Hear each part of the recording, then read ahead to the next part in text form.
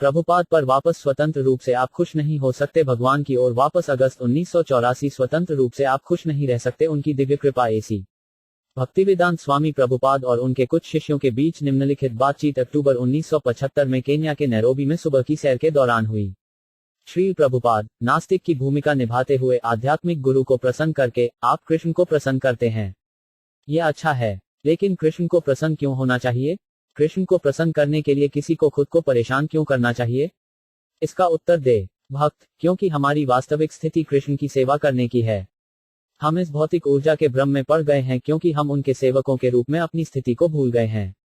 श्री प्रभुपाद, हम वैज्ञानिक प्रगति कर रहे हैं, भगवान को अंदर लाने का क्या फायदा?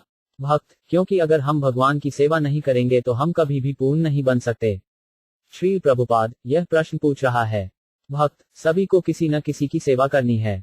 चूंकि कृष्ण सभी सुखों के भंडार हैं और उनसे ही सब कुछ निकलता है, किसी सामान्य व्यक्ति की सेवा करने के बजाय हमें कृष्ण की सेवा करनी चाहिए। श्री प्रभुपाद, लेकिन कृष्ण की सेवा किए बिना मैं शराब पीकर सुख प्राप्त कर रहा हूँ, मैं उसकी सेवा क्यों करूं?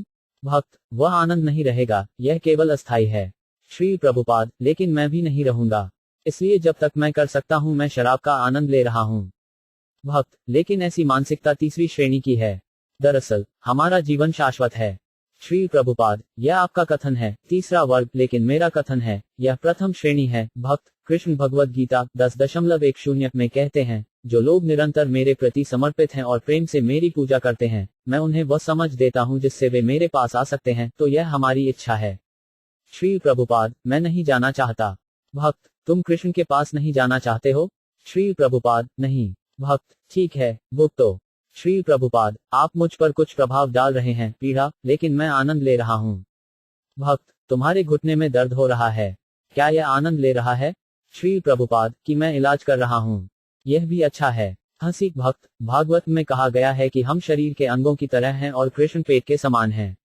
सभी अंग पेट से ईर्ष्या कर सकते हैं और पेट को नहीं खिलाना चाहते हैं, लेकिन अगर हाथ और पैर और मुंह हड़ताल पर चले जाते हैं और पेट को नहीं खिलाते हैं, तो वे अंततः नष्ट हो जाएंगे। श्री प्रभुपाद, यह सही उत्तर है। शरीर के हर अंग को पेट के साथ सहयोग करना चाहिए।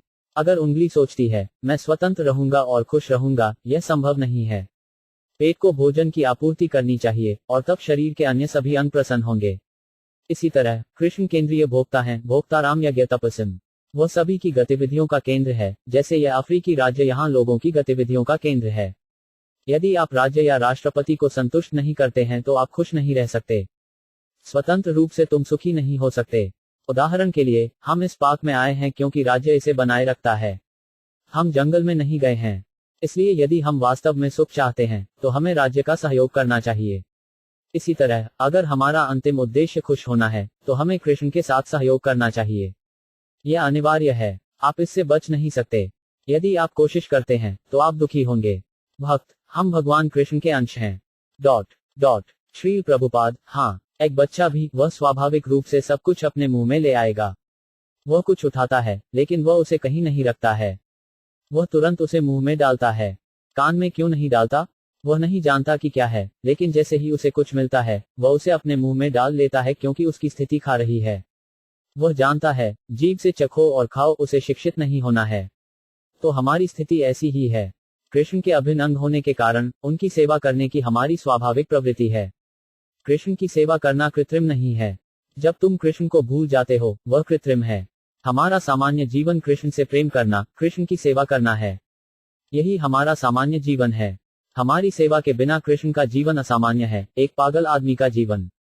इसलिए कृष्ण इस दुनिया में सामान्य जीवन का प्रचार करने के लिए आते हैं। सर्वधर्मम परित्यज्य मम एकम शरणं व्रज। अन्य सभी तथाकथित कर्तव्यों को छोड़ दो और केवल मेरी शरण में जाओ, यह सामान्य जीवन है। कृष्ण को हमारी सहायता की आवश्यकता नहीं है।